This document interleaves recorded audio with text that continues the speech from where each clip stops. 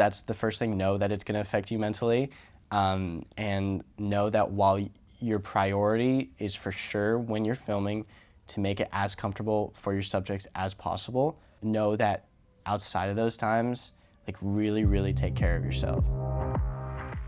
You are listening to Talk Doc to Me, a podcast dedicated to helping documentary filmmakers thrive. I'm your host and fellow filmmaker, Leah DeLeon, and today's guest is Max Karpman. Max was born in New Jersey, but spent most of his childhood in Moscow, Russia. He is a recent graduate from Chapman University and is the director of Did You Forget Mr. Fogel, a short documentary about American hostage Marc Fogel, who was a teacher at Max's school in Moscow. Today, we're talking about this film, how to find stories in your own community, and how to handle your mental health while filming sensitive topics. Welcome, Max. Thank you for having me. And we also have my husband, Matthew, because he was a cinematographer on this documentary. Hello, folks.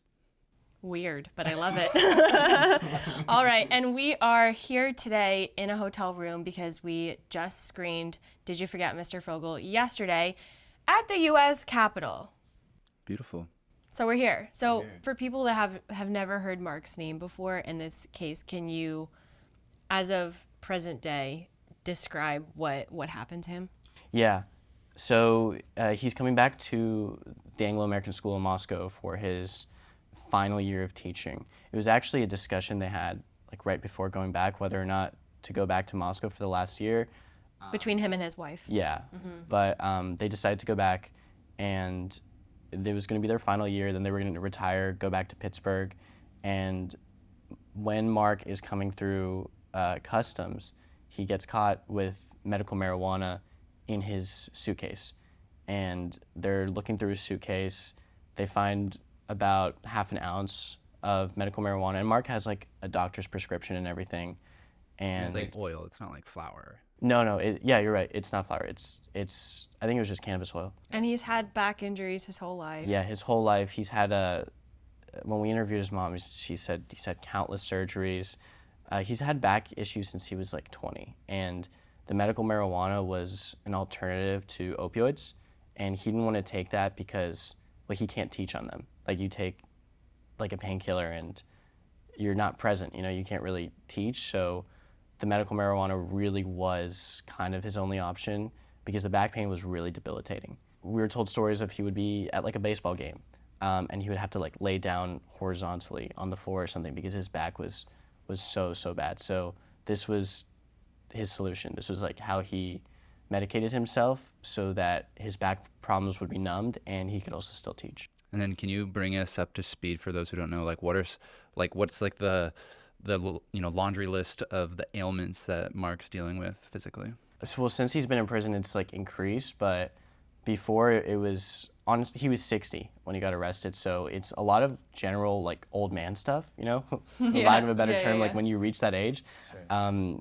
But it was like the hip problems, knee problems, foot problems. When we were on the phone with him, he said he couldn't feel his foot every time he walked out the door. And some people might be more familiar with the Brittany Griner situation. Can you talk about how it is similar yet different? Like what happened to Brittany Griner and how is that different than what happened to Marc Fogel? Brittany did something similar. Like she had cannabis oil or hash oil, I think, in her suitcase because she was a professional basketball player. She was playing in Russia. So she gets arrested in February 2022. Actually, she's only detained for a couple months before she gets her sentencing of 9 years. There's a huge social movement to get Brittany home. You're seeing it on all Instagram stories, Free Brittany, that kind of thing. There was a huge push within the government to bring her home. And yeah, the State Department and the government felt a lot of pressure to do it. And they brought her home within 10 months. So they did a prisoner swap for Brittany. They swapped her with this guy, Victor Bout, who was nicknamed the Merchant of Death. And yeah, he was serving a 25-year sentence in the United States. But so the main differences between Brittany and Marc was just notoriety. Brittany was famous, Marc was not at all. So he's detained for a year before he gets his sentencing, already in like a Moscow jail, which is already an inhumane place in itself. And then he gets a 14-year sentence, which is, for him, a death sentence because he can't survive 14 years.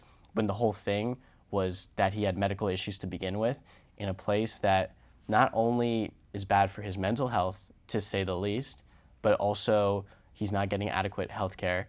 When he's getting checked into the hospital, they're giving him things that he doesn't know, like injections he doesn't know about. He doesn't speak Russian, so to him it's like he's being like experimented on or something. Like they're just saying, you're going to the hospital now, all these injections. It's a really, really grim situation. Mm-hmm. So anyway, Marc's been there we're coming up on 3 years now, 2 years since he was sentenced, and there's been almost zero acknowledgement from the US government and State Department of his situation. The main issue is that he hasn't gotten this classification called wrongfully detained.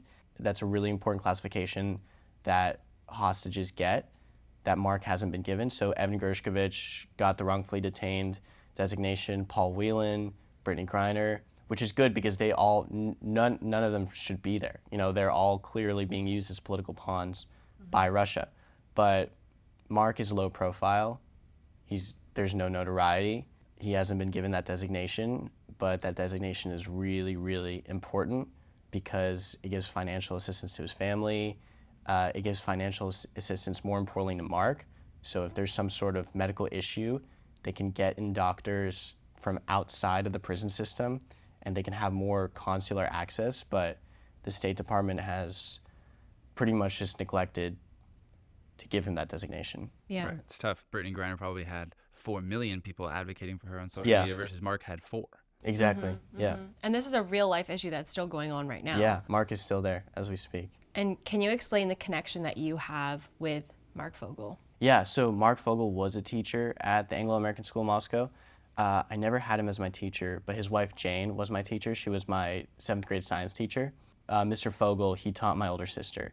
And he also taught most of my friends that had stayed in Moscow after I left, because I left in 7th grade. And the ones that stayed throughout high school, most of them had him too. Mm-hmm.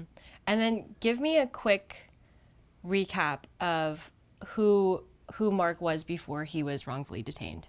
Yeah, so Marc Fogel was a teacher for about 40 years. From like talking to his family, it being pretty clear that this was like his passion early on. This is what he'd always wanted to do. So pretty much as soon as he graduated from college, that's what he did. It's actually funny we're here in DC because this was his first teaching job.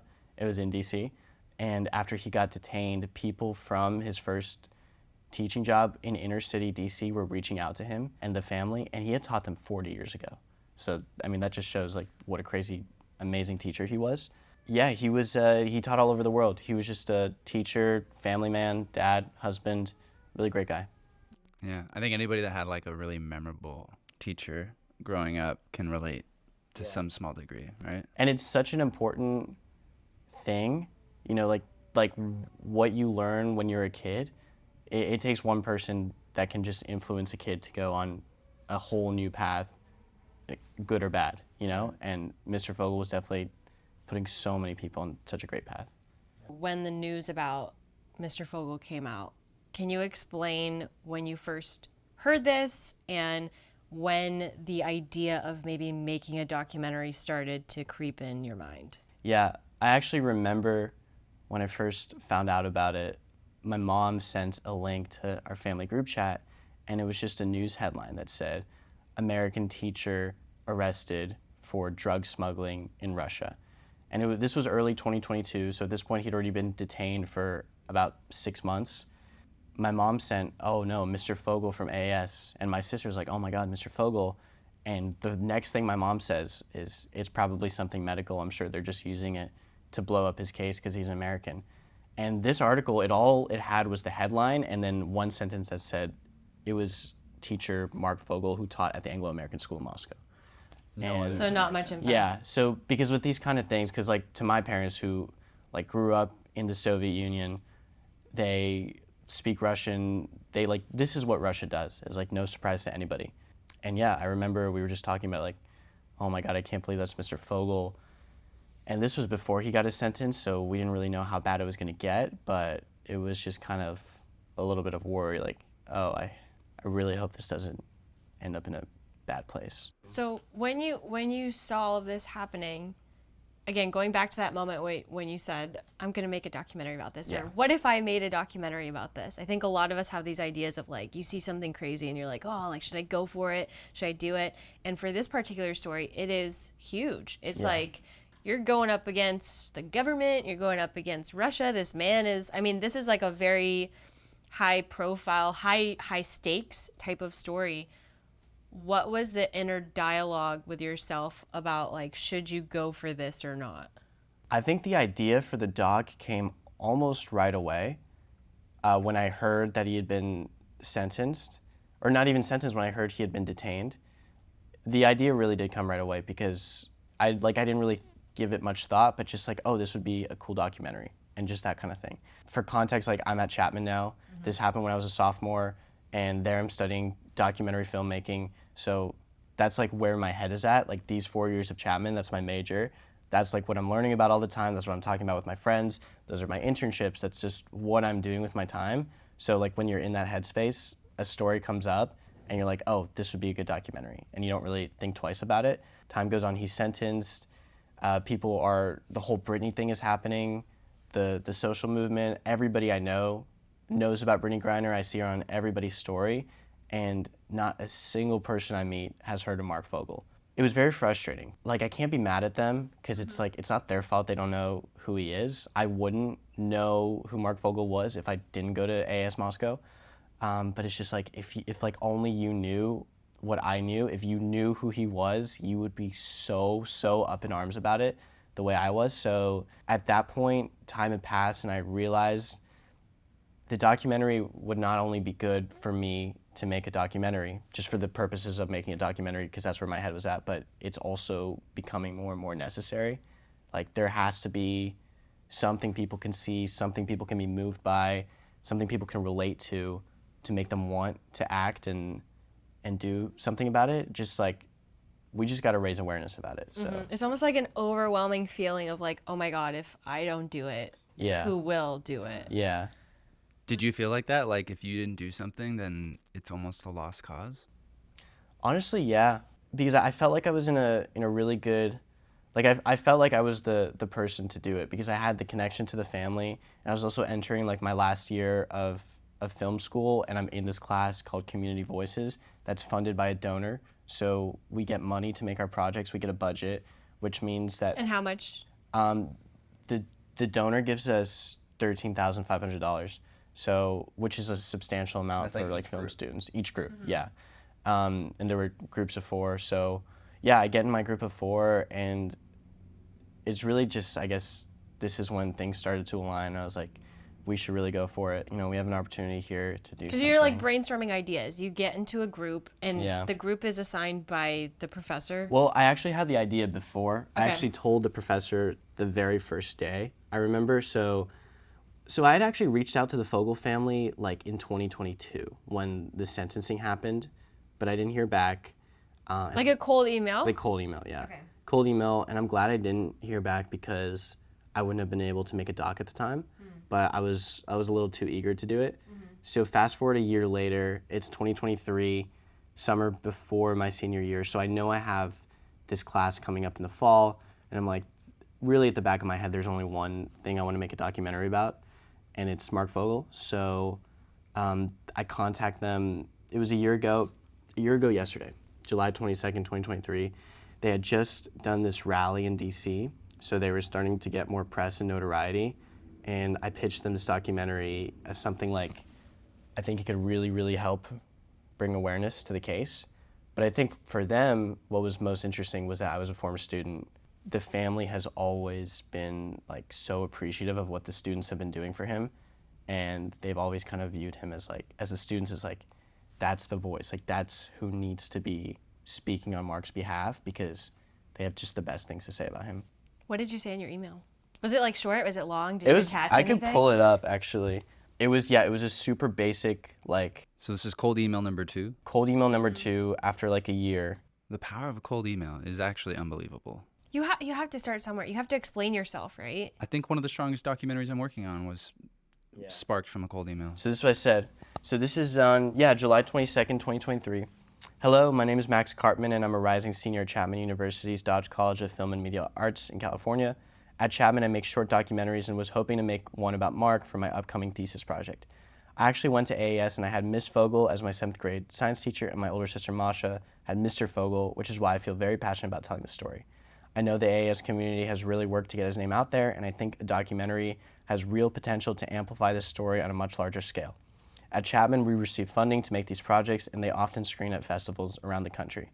If this is something that might interest you, please let me know. I'd love to set up an initial Zoom call where I can explain some ideas, hear how you guys would like to get his name out there, and answer any questions. And then I said, I also understand that this must be a very difficult time for your family, and I want to be respectful of any boundaries you might have when talking about it. Let me know. And so yeah, that was my email. When did you get a response? Like a month later, actually. Okay. Wow. And so I thought I wasn't gonna get a response, but they were like, Max, this is a great idea. Sorry we've been so busy with like the rally in DC, but yeah, let's set up a call. And So you emailed Anne directly? no, I emailed just Free Marc Fogel, campaign. the campaign, just the website. Yeah. And I didn't know who I was Yeah. reaching out to. Sometimes it could feel like you don't even know if people check that email. Yeah. Okay. Wow. Yeah. So then you get the email back and they're like, yes, we're interested. So let's transition into pre-production, right? So you have the idea, you at least have the initial, yes, I'm interested. And this is in the context of the class, but how long did you have for pre-production, and how did you like approach it? We had about, I'd say, 5 months. So the first thing we did with pre-production was we established like regular contact with the family. So I would send them weekly updates to Anne and Lisa, Marc's sisters. And I was like, okay, this is what we did this week. This is what we're gonna do next week. And we did Zoom calls, I'd say every other week, and just kind of update them.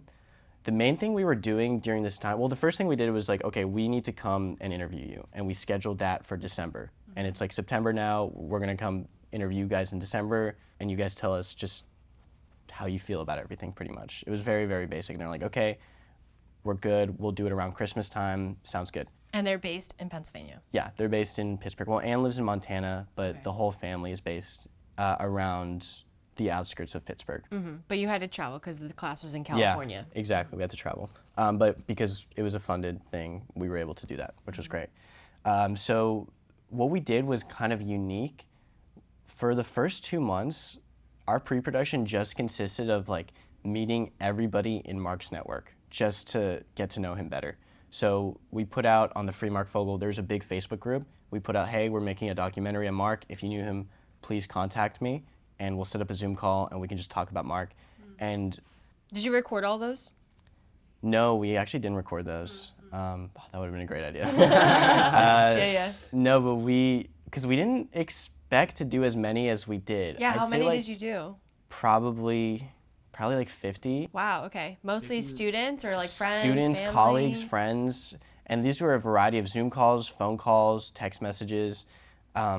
Now, were you conducting this, or sometimes if you weren't available, maybe like your producer was helping? Well, or- it started with like, I was like, okay, guys, we got to get all 4 of us on like a Zoom call. And then it would be like 1 Zoom call the first week and then 2 the next week. And then soon it like really started to blow up. I was like, oh yeah, this is like not feasible. So I tried to be on as many as possible, but like I couldn't make it if it was like before 11 in the morning because I was asleep and I just, I wasn't busy with the class. no, I was not busy. This was my senior year when I was like, I thought like the documentary would be just like what I was working on, and like my senior year would be about, oh, like college is done, I'm gonna enjoy myself, this is gonna be so awesome.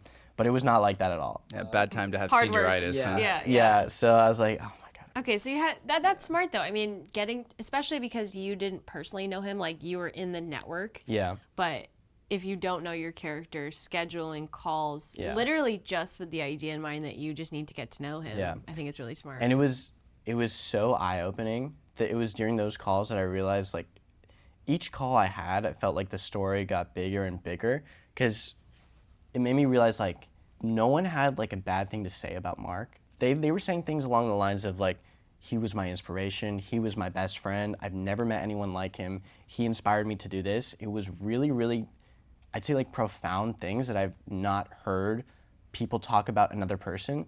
Like I was thinking this whole time, wow, I could only imagine if Marc was my teacher, like how different my schooling experience would have been. And I've never heard anybody talk this way about anybody else. And my first question was like, how is he not famous like for that? For all these students he taught all over the world. Oh, that's the thing. Like our Zoom calls were with people in like Thailand that he taught 30 years ago. Around the globe. With people in Malaysia, people in Oman. He taught like everywhere, and they were all on the Facebook page. They all contacted me. And the first person I talked to in person was Mr. Rudy Bellini. That's his nickname, but his real name is Randy Bax, but Mark and his friend group, they're called like the Bellini brothers. And that's how I was reached out to by Rudy. They drink Bellinis. Yeah, I don't even know. I didn't even know. What's a Bellini? Isn't it a cocktail?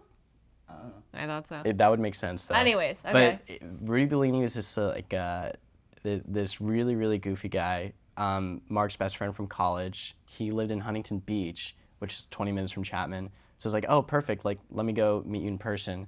And he was just like, thank you so much for doing this. Up until this point, he'd just been joking with me for like 20 minutes. And I was like, oh, like, isn't your friend in a Russian prison? Aren't you like heartbroken? But he's just like making jokes the whole time. And then like the first serious thing he says, hey, by the way, you have no idea what you're getting yourself into. I was like, oh yeah, okay. Like I figured it's like a big deal, but he's like, no, you really have no idea what you're getting yourself into. Like, oh, okay. So we talked for a while. We talked for a while, and what he said ended up to be extremely true. And he was the first interview we set up. So we interviewed him in November, and Mark's high school best friend who lived in Long Beach, California, also 20 minutes from us, like in the other direction. Right. And so we interviewed those two guys in November, and those were the first interviews we did. And going off, you're getting a big picture of everybody, but then logistically, sometimes it makes sense to interview people that are closest to you. Definitely. Location-wise. We honestly, we felt like, how can we not? Like, right. we're here, we have our equipment ready. Even if we don't use it in the film, they're 20 minutes from us. It doesn't cost us any money to do this shoot. Yeah. So let's do this. Now let's talk about how Matthew gets into the picture. Yeah. When during this pre-production process did you call me? I forget. I feel like it was either late September or early October. For context, I was your guys' intern. Right. Yes. In the fall of Correct. 2022. Yeah. And yeah, on the last day of the internship, you guys asked me, so like, do you have anything coming up? And I was like, yeah, there's a story I maybe want to do. I think I told you guys another story because I had just had to write like a pitch for my documentary writing class. Mm-hmm. And I remember the teacher, like I told her about the Marc Fogel thing. She's like, well, yeah, but like, let's do something realistic. So I wrote a pitch about like some YouTuber I knew. I remember that too. Yeah, it was like some kind of like low-key boring story. You did an example shoot, right? Yeah, I think so. Yeah. Or like I wrote some paper. I don't really remember. But we like put out an ad saying like we need documentary fellows or interns. Right. And then you applied, we interviewed you, and then it was for one semester. Mm-hmm. Yeah, and so Max was an editor with us. Yes. And then just very memorable to me that you discovered you didn't like editing. Yeah. This was like our final conversation, like a recap of the internship. It's like, what did you learn? And I was like, I learned that I really don't like editing. We're like, that's helpful. That's helpful. Yeah. It's good to know what you don't like. It was very helpful for me. But then and then at the end of that conversation, I was like, well, there's this other thing. There's this like Marc Fogel story, and I told you guys about it, and you're like, oh shit. I remember you, especially Matt, you were like, dude, if that ever happens, please let me know. Yeah. And so yeah, when it like came time, I was like, I got to get Matt on this. Like, we really need professional cinematography, and this would really take it to the next level. Mm-hmm. What made you say yes? Well, I was already, after just hearing about the story, I was like, that's unbelievable that you're personally connected also to this person that's literally making history, if you will, by the shit that's happening to them in Russia.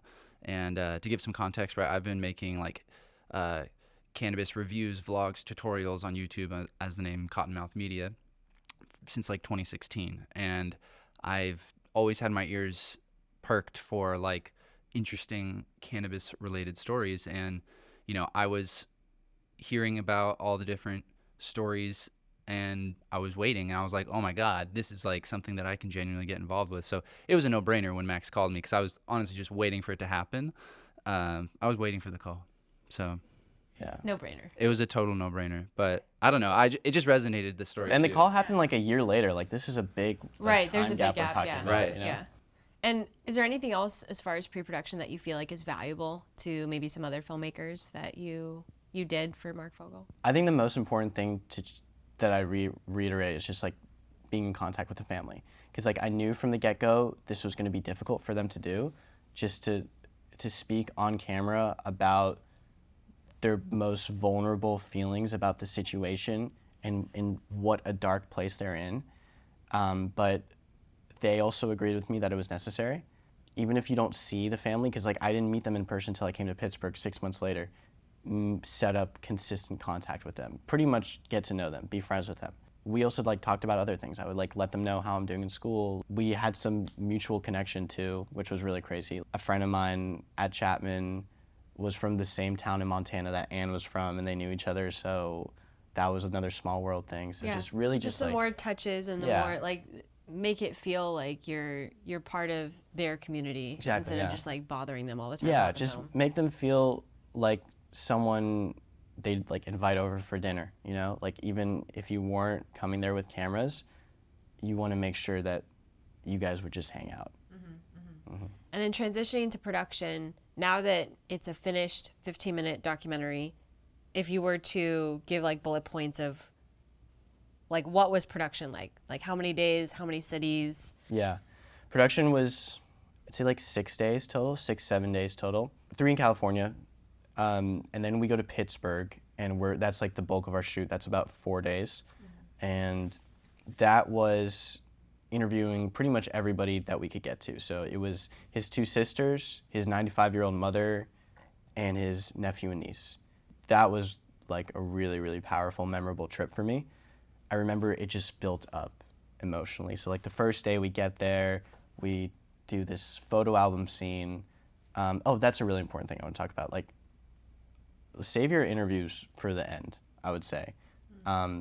Get to know them a little bit. Do scenes where you can get them talking emotionally, but they don't feel like they're on the spot. They don't feel like they're being asked questions. Like we just had them, the very first thing we shot is we opened some photo albums they had and we're like, can you just like walk us through these photos?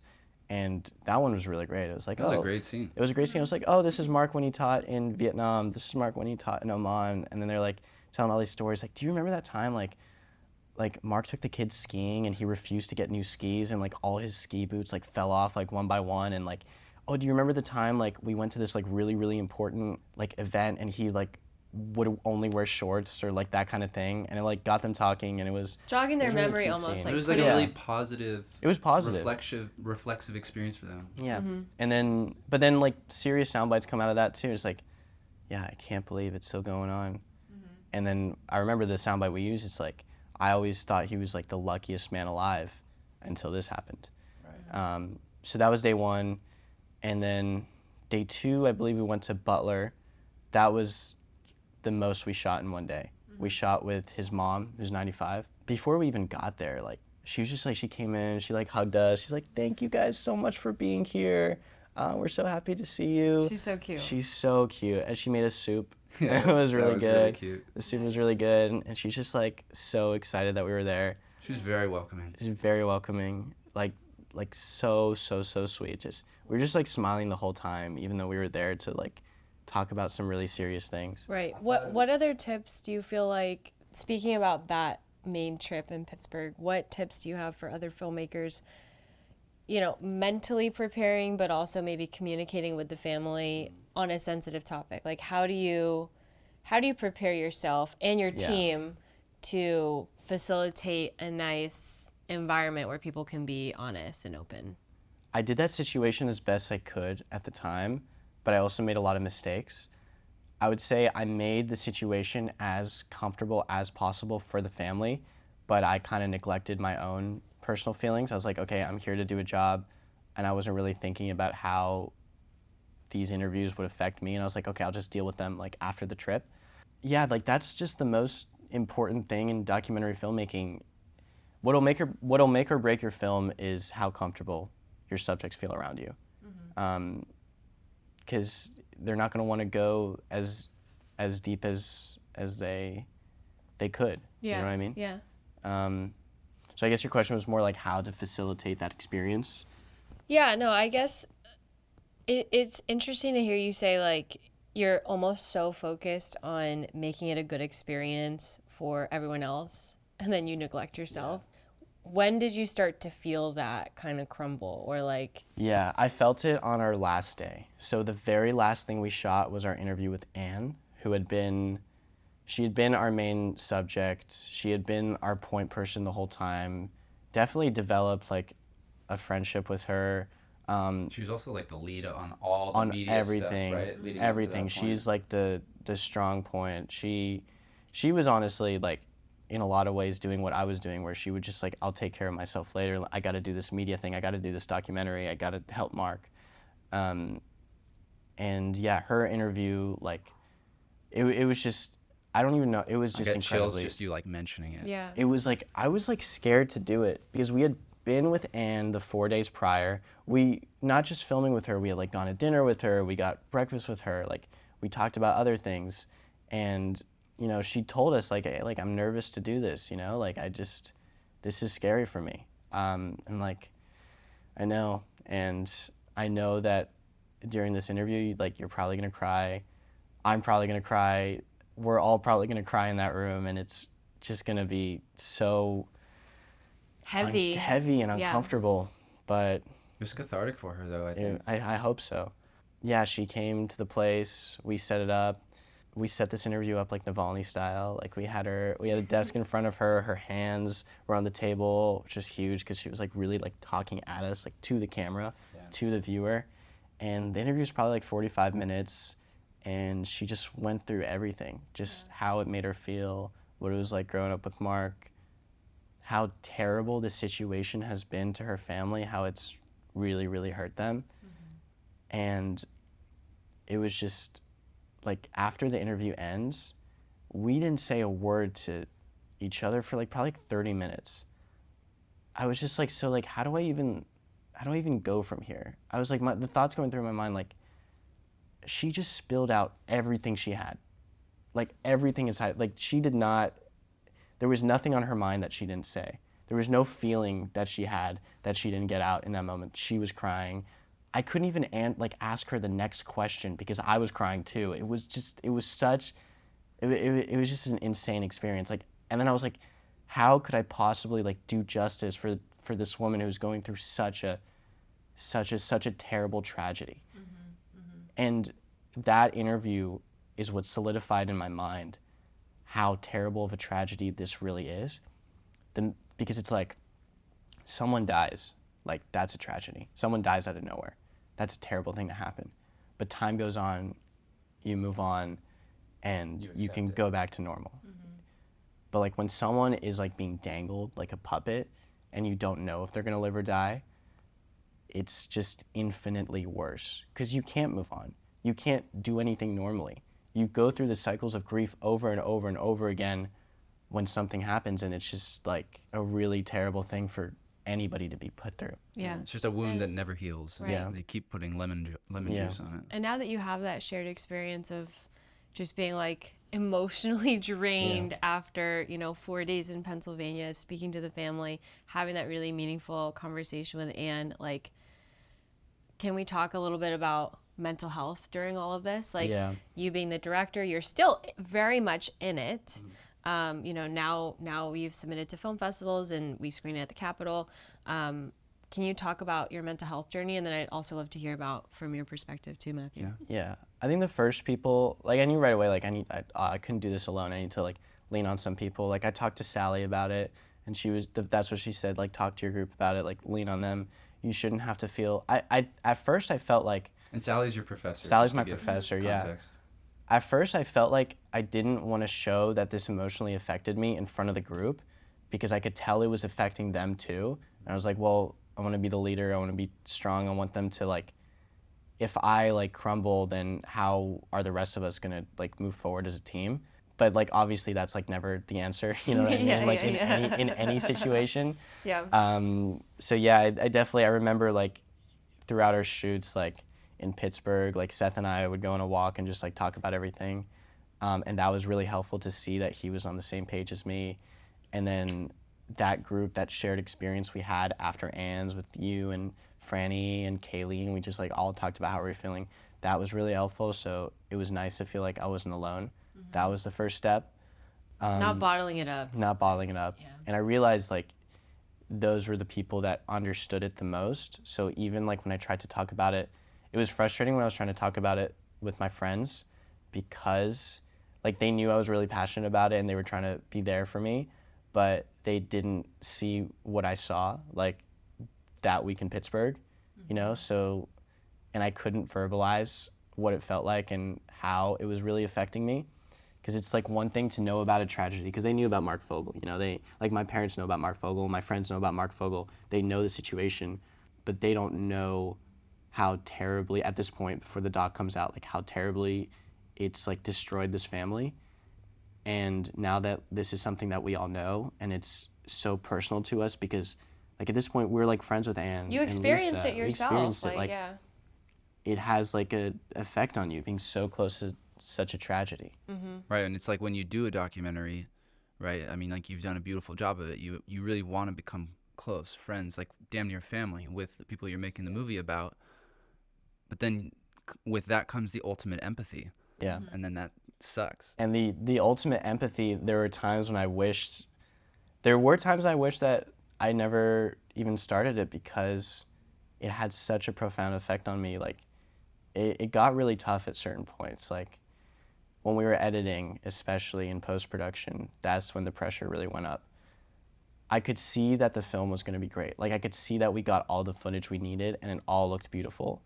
This shoot was like flawless, by the way. Like I really have to give it to Franny and Kaylee for their production on this because we had one mistake and it was the the eye direct breaking, and then you solved that's that where I problem. came Leah. in. Yeah, that was like A little celebrity producing moment. Well, yeah, it was because let's talk about the direct to camera Right. approach. Well, so you can. yeah, I brought up the idea to you to do the iDirect or the face-to-face, which is like a knockoff brand version of it. But we wanted it to feel super intimate with each person because we wanted to feel like they're kind of talking directly to Marc, right? And so I suggested that you were open to it. So I flew with my face-to-face and I packed it several times and flown places. And then, for whatever reason, I didn't open the case until we were literally at Lisa's house about to do the interview.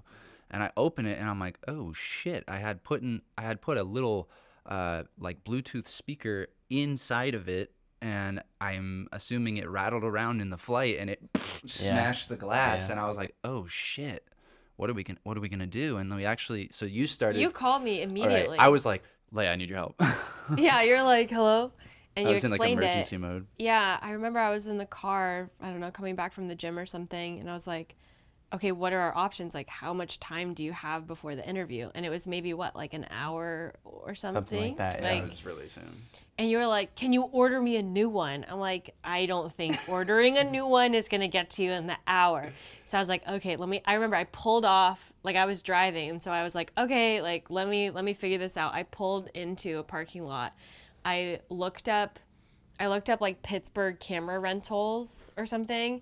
Just very quick Google search. Just started calling people like right away. Explained myself like, hey, do you guys have an iDirect? And I knew that the face-to-face, because it's on the cheaper side, like not a lot of camera places Most have people it. wouldn't have a glide They gear would thing. more so have the iDirect. So, and I think I called maybe only like 3 places and ended up getting a few quotes. Was like, this is a student project, hook it up, man. But it's also like, this isn't like LA, this is Pittsburgh. Yeah, It's I'm in not like there's California. yeah. I'm in San Diego. Yeah. You guys It's are also like a already there suburb on of site. Pittsburgh, so it's not even like Pittsburgh proper. This Yeah. is like really like kind of middle of nowhere. Right. It's some niche shit. So Yeah. then, but the nearest town was Pittsburgh. So, Yeah. So I went there and then I called around and then I had a few options, but there was someone that had it that day. They weren't even in Pittsburgh. They were like Oh, they were? far away. They were Oh. far away in It's like a 40-minute suburbs. drive, I think. Oh, okay. I Yeah. don't remember. Yeah, okay. yeah. So then, but then we went with that, right? Mm-hmm. So I said, okay, here's my insurance. Like we need it ASAP. Like I'm gonna send, our producers there. So then I like copied the address, I sent it to you guys, and then they immediately drove and picked it up. Yeah, right? Kaylee and you Franny went to go get it, Yeah. and then we actually did the interview Without it. And so we did like this fucky, pardon my English, interview where we just set up the camera and you did your best. I had you sitting like As directly close, behind yeah. it, like looking through the camera to like talk to Lisa. And honestly, Lisa did a great job. She did a great job. But like it was definitely like Okay, weird. so you didn't get it for that interview, but you did get it for Anne's. For Anne's. We were supposed to do Anne's that day too, but she just had something come up with her kids and she couldn't do it, which I'm so glad that she was a couldn't do it blessing. that day. It was such a blessing. So that's why we pushed it to the last day. Got it. But yeah, Well- that's a good. I really like your note about. I've also had that realization, even on like branded documentary projects where you only have a day's shoot, but filming with them first, getting a scene in, and getting to know them, it's so helpful. So important. Yeah. So let's talk about a main inspiration for the film was Navalny, right? Yeah. Can you talk about the importance of having reference films and how to choose the right one and then how to make it your own? And I want to take Anne's interview as an example, and you can talk about it as a DP as well. Yeah, no, this was my first time making a film where I had a really, really strong reference piece because Navalny moved me so much. What I loved about it was it felt like Navalny, like himself, made the documentary in a way because he's talking direct to camera. So it's almost as if like he put the camera down, there was no crew there, and he's like, this is what you guys need to know about the situation, this is what I'm doing. And obviously it's similar themes, different story, but similar themes. Like he was a political prisoner, Marc is also a political prisoner, but to different levels. But Navalny was very much like he chose to do it, and well, not spoiler alert because this is like news, but he died in a Russian prison. Which was crazy for news. I was like, we were in post-production and I like called you. I'm like, holy shit, did you hear that Navalny died? Yeah, but it was super, super, super powerful just along this theme of like of Russia and what needs to be done about them. But yeah, so Another it was reference that film vibe, was Don't wasn't Fuck it? with Cats too, right? Well, actually, it ended up not being a reference film because we had planned like a Facebook group montage that was supposed to be a big part of the doc, because the Facebook group has been their big, like, that's their big source this whole time. But the Facebook group is run by like boomers, in a respectful way. So they're not very well say that versed. with love. They're Yeah, not yeah, very yeah. well versed in social media, so there's a lot of humor there. It's like people posting like Facebook memes, like it's like their meta avatar like cheering, and it's like, I just joined the Facebook group, here to support Marc, and it's like stuff like that. Okay, got it. So But yeah, we had an having a idea. reference film, at least then you can always go back to it. You can kind of study it, Yeah. analyze it, see. Different parts of it too. Yeah. Because Navalny was such a big inspo initially for DP stuff, for how we wanted to shoot it, but then it also became an inspo for our score and for editing too. So I guess it might be rare that you find a film that has all those categories of things that you want to reference. It just paralleled so much, just the story, right? So Yeah. it ended up being perfect. And yeah, do you want to talk briefly about how you set up Anne's interview? Yeah, so I mean with a reference, right? Like you're never gonna have the exact same like room, if you will, right? So you always have to, let the room do what the room does in a sense. We were running out of time and locations, so we actually did the interview at the Airbnb that we were staying at, and I had a 600D that I could use to like blast through windows to kind of amplify the light that was already happening in the room, and then I had a 300X for the key source. So we would set up the key source and the 600 outside, and I would blast it I blasted it like through the front door.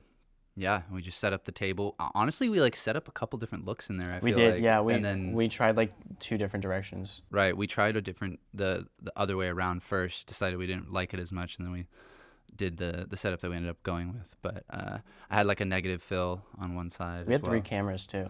Yeah, we did 3 cameras on that shoot because we decided because you wanted like there was a lot of the Navalny interviews had like 3 or 4 angles. It looked like I'm not sure if they actually used 3 or 4 cameras in every shoot, but they looked like they did. So yeah, that's what we did. But I really loved the A-cam shot, honestly. Yeah, Because yeah. it was just so powerful, and like we really just wanted the framing to feel like a similar composition to that Navalny interview. Yeah, and one of the cameras was like, it was Kaylee. I think Kaylee was holding it like she was sitting on the stairs and she was holding it like in between the banisters, so it was like there was no tripod, there was no nothing. Yeah, we didn't have a third tripod. Yeah. That was like our long lens. That was like our 20 to like 120, one of those kinds of lenses, like that goes like really, really long, and it was like zoomed in all the way on her. Yeah, I think it was my 70 to 200. And I Yeah, had her that at one, would be- 72. that I would had be her at heavy. 200 millimeters. But Yeah. it was pretty funny because, right, like the back, right behind us was like the spiral staircase, and it was like kind of a tight little area. So she was literally like on the stairs, just like holding it steady the whole time. But it honestly, like, you never would have known. Yeah. Yeah. It was pretty good. Okay, so we talked about pre-production, we talked about production. Let's talk a little bit more about post-production. You and Seth have worked together on a lot of different things. Like how do you cut together a film like this? Yeah. This was actually my favorite part of the process in terms of like creatively. I really felt like I was getting to work the very beginning of post-production. Everything we did before we even started editing on the computer was all on paper. So we transcribed all of our interviews, all of the footage we had. Oh, but we skipped over just real quick. So after Pittsburgh, we go to Stanford, we interview the former ambassador to Russia, Michael McFall, and we went to London, where we interviewed his former students. So we got lots and lots of footage. And I did not go to London. Yeah, unfortunately. Unfortunately. But, R.I.P. Yeah. But yeah, so we had everything on like multiple spreadsheets. Like, this is Anne's interview, this is everything she said. This is Lisa's interview, this is everything she said. This is everything that was said in the photo album scene. This is everything that was said in the card writing scene. Transcribing all of those. Transcribing all of those, finding our best quotes. And then once we have that like on a spreadsheet, we make our paper cut, and we're like, okay, this is like how we want to structure it. And to me, that part was really fun because we were like meeting. I remember we, like, I found out you can like reserve rooms in the library, which like I was a senior finding that out, which is a very common knowledge if you're like a freshman that I probably should have used, but it was cool. And I had this like, we could connect my computer, this is a TV, and we just like, we would be there like all night, like moving around certain sound bites till we got the story the way we wanted it. And then that's when our first assembly cut came, which was like 40 minutes, based on just like literally at the simplest terms, it was a montage of just all of our best sound bites. And then moving on, like we kept refining each cut.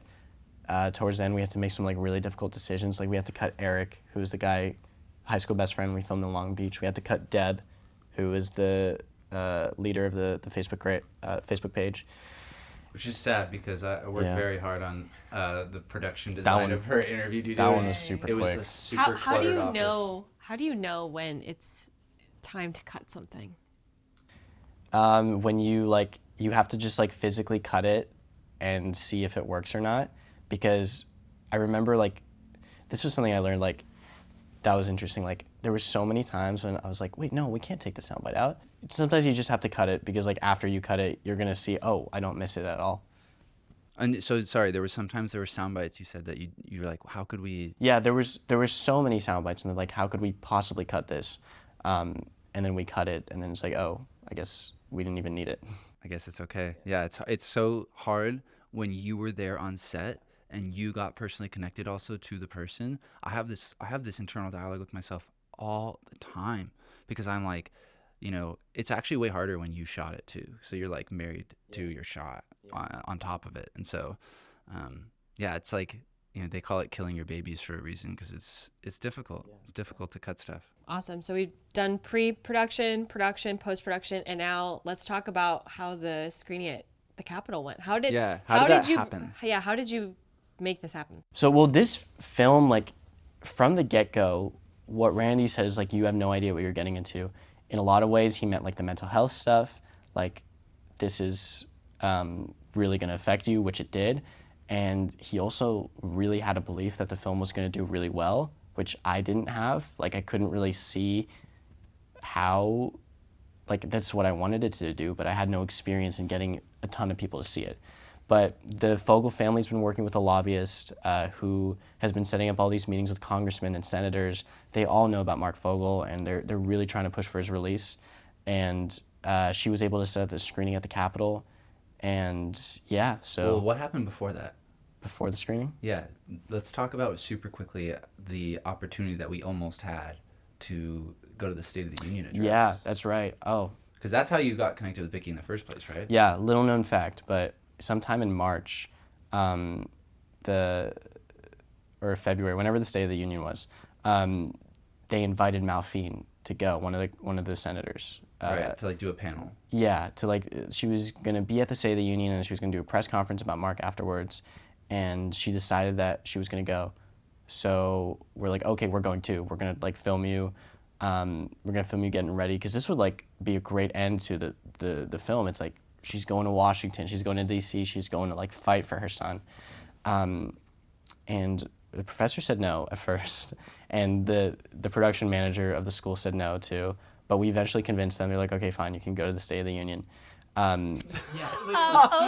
Okay, fine. Go ahead and make history, man. Yeah, no, it's like, do you guys really need this, like, for your film? That was like the conversation. I was like, yes. Anyway, so like we eventually go. We're there. Oh no, we don't go. Sorry. We eventually get the approval to go, and then like later that day, they're like, Malphine is not feeling well. She's sick, so she can't make it to the State of the Union. Yeah, which was, we obviously want Malphine to be safe, Yeah. but I was kind of like, damn, that would have been. Yeah, but I mean, we ended up in DC one way or the other, and that Right. was through this screening at the Capitol, which is a crazy experience. Yeah. So then how did that end up coming to fruition? So yeah, that was Vicky who had set it up. So Vicky was the lobbyist that had been working with the family, and when she came to this screening in Orange in May, and she was really blown away. And what kind of clicked that night for the family and for the whole team behind it is like, oh, we can really use this film as a tool. Like, we can show this to people, they can be moved by it.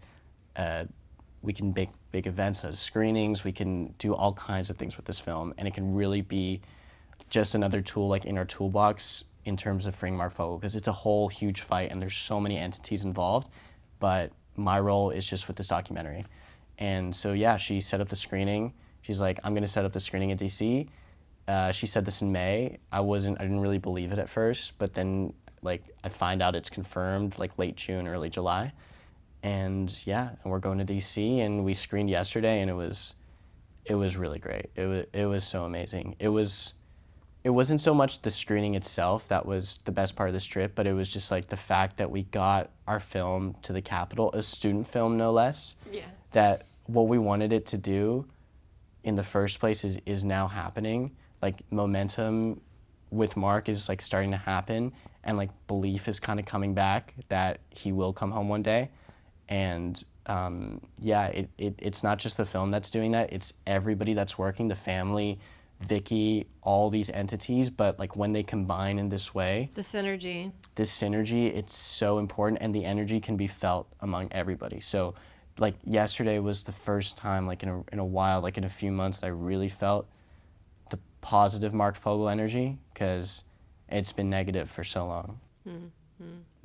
Wow. What kind of advice do you have for filmmakers going into a sensitive topic that they know will affect them mentally? Yeah, well, first of all, that's the first thing, know that it's going to affect you mentally, and know that while your priority is for sure when you're filming to make it as comfortable for your subjects as possible, know that outside of those times, like really, really take care of yourself.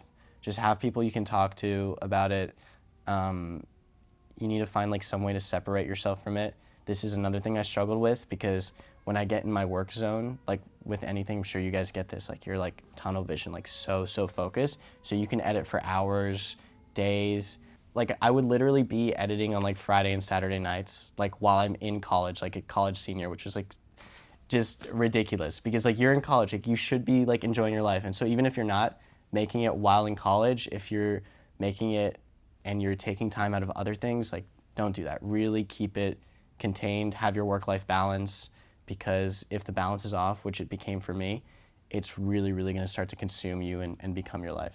And then you can't be your best. You right? can't be your best. Yeah, that's what's ironic about it. It's like you're stuck in an impasse, and the only thing you wanna do is fix it, but the only thing that will fix it is if you take a break.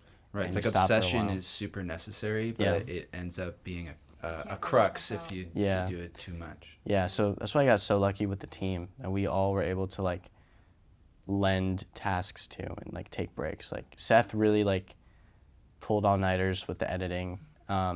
He was in there all the time. And we were also making a whole other film at the same time. Like, I had my own thesis I was making. Franny had her own thesis, plus an internship at NBC. So much. And Seth had his own film, too. He was, like, applying for jobs. It was, like, it was so brutal. The last 2 months of college, like, I didn't have a free second for months. And I'm glad it's over now, and I can see it, and to be honest, I don't know how I could have really changed that, because that's just how it happened. But yeah, just like really make sure as soon as you can, you just got to take care of yourself. Just like take note of how you feel.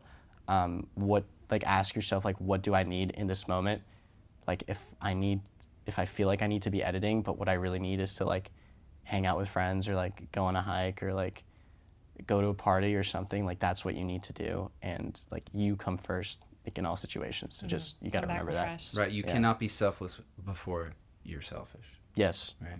Yeah. I've never heard that, but I guess that's true. It's like you cannot be selfless if you are not mentally ready to do that. Yeah. Right. So you have to first be selfish and get to a point where you can be selfless. Right. So I always, that's why I love like weightlifting and running, and like I have to unleash the beast when I'm going through something like what we were doing.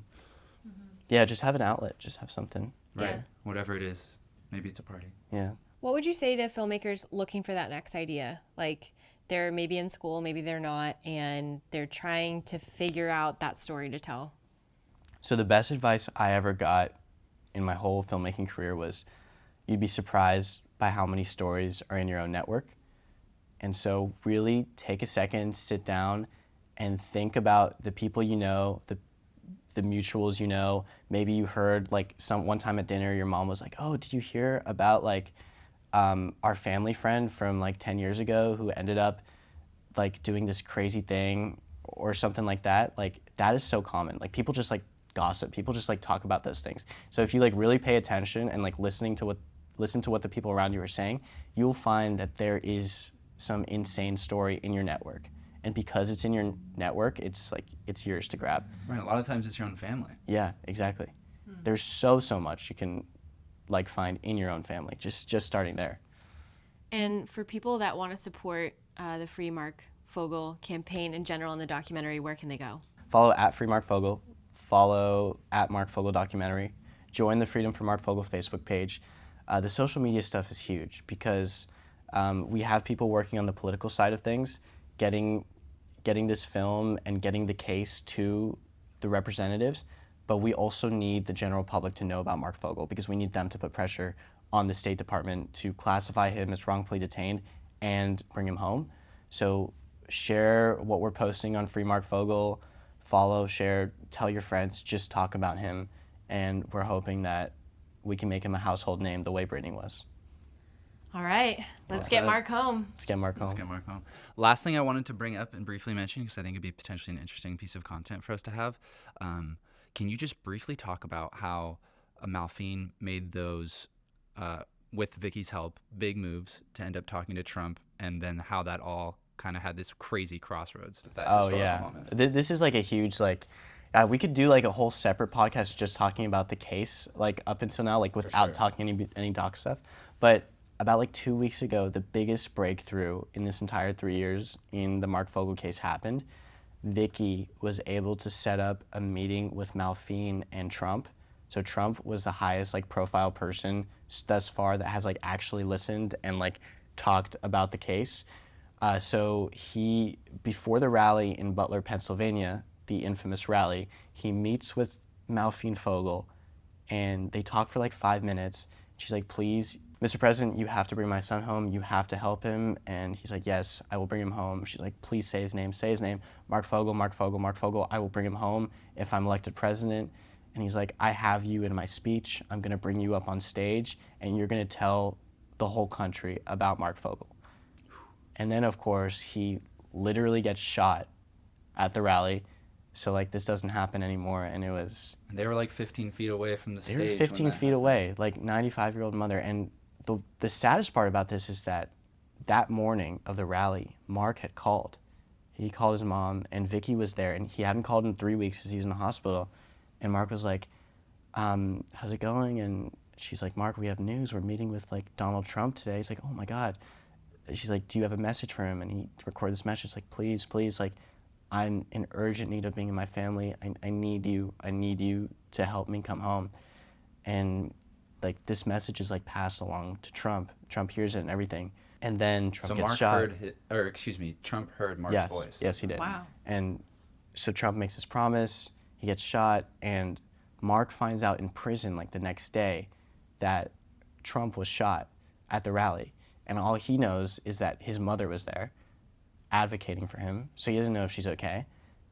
He like freaks out. He writes. They don't let him use the phone. He like writes a handwritten letter like, "Are you okay? Like, are you okay?" And eventually, like 2 or 3 days later, he's able to like get on the phone with his mom, and she's like, "I'm okay." And he's like, "I'm so sorry I put you through this. Like, I can't believe it." And that's what's just like crazy. Like in this situation, he's still like him. Like he's got this guilt. That's what's so crazy to me. Like he has this guilt, what he supposedly did. But this is so far beyond him, so far out of his control. He's a victim of the tides of history, you know? There's nothing he could have done about this situation. He's just so empathetic. That's He's why so he was empathetic. such a good teacher. And he's been there for 3 years and he still has that. Can you like imagine being placed in the worst place in the world, all your rights taken away, separated from your family, having to like shower once a week in like the cold like prisons of Russia, and you still have empathy and guilt and love for your family and all these normal human emotions in a place that is completely inhumane? Like it's so admirable, and It's a testament to who he is. it's a testament to who he is and why he needs to come home. Well, let's Wow. hope this momentum keeps building. Yeah. And we'll be surprised in a year where it ends up, right? That's That's for right. sure. That's what right. I've been saying. Yeah. Yeah, say his name. Yeah, say his name, Marc Fogel. Marc Fogel. All right. Thanks, Max. Thank you guys. All right. That's a wrap on today's episode of Talk Doc to Me. If you like what you heard, watch on YouTube, say hello, write us a comment, and we'll see you on the next one. Peace. Peace. Bye.